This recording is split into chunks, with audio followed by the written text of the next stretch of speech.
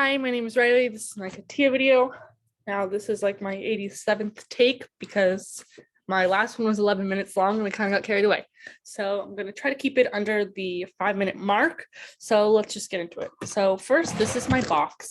It is a wooden, looks like a suitcase. It's just a box. I got it from my mom, and I use it to hold my paints. Now, this is important to me because although it just looks like a storage unit, it has a lot of meaning to me. I started experiencing this discrimination at a very young age, and I didn't really know how to cope with it. And my mom kind of pushed me into painting, and that became my outlet for pretty much everything I experienced in my life. I turned to painting to express myself. I was never really good about talking about how I felt or how my emotions were affecting me. So this holds a lot of significance for me because I feel like it is empowering that I, had a safe and I almost productive outlet rather than turning to something negative because of the things that I was experiencing. My next object is a yearbook, and this is a reflection of the period of time in which I experienced the discrimination. Now, the discrimination I experienced was for my German heritage, and it was mostly in school. And I remember time, and I talk about this in my paper specifically, where my mom had come to back to school night. Now, my mom moved here to the States when she was 29, so she still has a very thick accent from her home country, and some kids overheard her talking to me in German and tied the subjects we were learning about in school and history, about World War I and World War II and Germany's role in those historical events, and my mother speaking to me in her mother tongue, and immediately roped us together into the same category and would call me a Nazi at school. And it was hard to deal with because, in a way, I almost felt blamed for the things that Germany had done. And to me, it was stupid. I wasn't even alive for that. My mom wasn't even alive for that. How could you say something like that? But, they didn't care about that. All they saw was the black and white of I'm German, they were German, therefore I'm a Nazi, which is not true. And it was really astonishing to me because the heritage that my mother had raised me on and taught me about was nothing like the Germany that we read in our textbooks.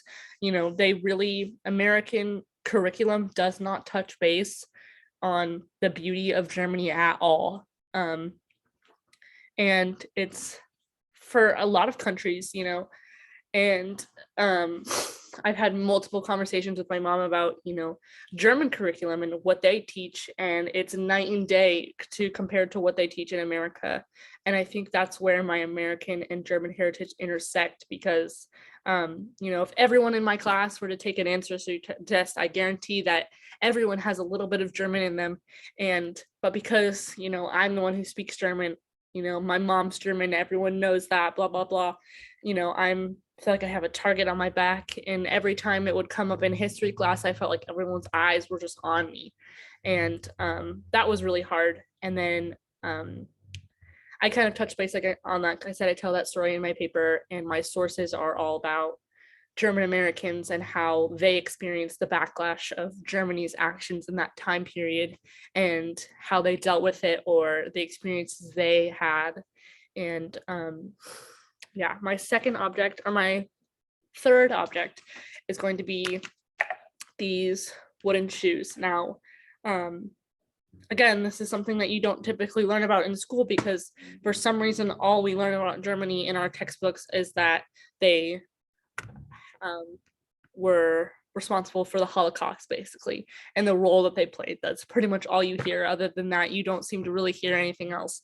But these are a staple in German culture. They're wooden shoes. Now, some of you might be skeptical, but these are by far the most comfy pair of shoes I've ever owned. I could wear these to Disneyland, which is, as you know, like a huge thing where you're walking around all day. I would be 100% comfortable in these. Now, this is typically not a German design. These almost look like they're from the 80s, which is funny because it kind of combines my German and American culture. But they typically look more like a clog, I guess, for lack of a better word. But these are super popular, and I think are very representative of my German hair culture because, most people don't have a pair of these. So that's my next object. And my last and final object is this German Advent calendar. Now, this is by far one of my favorite traditions in my heritage that we did in my family. And you have 4 candles. You decorate them with pines and ribbons and pine cones and fruit and whatever you can find. And then on the Sunday, every Sunday in December, you light one. And you, at least in my house now, I've never done this with another German family, so I'm not sure how they do it, but on my house, it was just immediately a day of warmth. Sunday, you light a candle, we would play games, we'd have dinner, we watch a movie, spend time together. And I recently just moved out on my own, and it was very important to me that I held up these cultures and these traditions and the recipes and everything my mom taught me, the beautiful things my mom taught me about my heritage, that I kept that up. And it's funny because my roommates and I have been doing all these traditions that I used to do. We celebrate Niklaus on December 6th which is basically like our version of Saint Nicholas or Santa Claus on December 6th instead of Christmas Eve. So I made them all put their shoes, clean a pair of their shoes and leave them outside. And I filled them with little like knickknacks, stocking stuffer type stuff. And it was super cool because, they've never experienced that. And that was always one of my favorite traditions growing up. So that was super cool. But after this research paper, my biggest thing that I've kind of pulled from it, I did a ton of research, not just on German Americans feeling backlash, but other countries and their citizens feeling backlash from history, basically. And I mean, Chinese Americans is another example where during Pearl Harbor, they were all roped into if all Chinese people came together one night and wrote out the plan for Pearl Harbor, as if they all had a part in it, which is not true at all.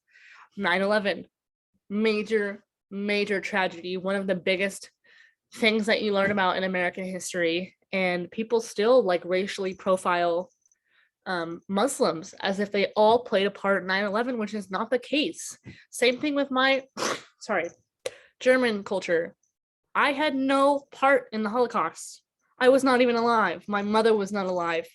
And I think the biggest thing moving forward with our society, with our world, is that we need to move on because it's sick, and I'm sick and tired of, it was super sad to do this research and see how many other people are being affected by this. And again, I kind of touch base on that in my paper, but I think we just need to move on and let go and realize that, there are so many other things that we could be known for, so many other things that we should be known for, and that racial profiling is a serious issue and needs to be addressed immediately.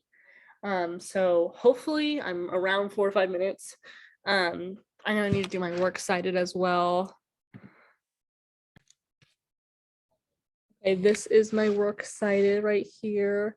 These are my 5 sources. I know it's kind of hard to read, but I have a source from Beth Lou Williams, Kimberly Crenshaw, Kevin Greaves, Tony Kirkwood, Fuss Tucker, and yeah, that's that.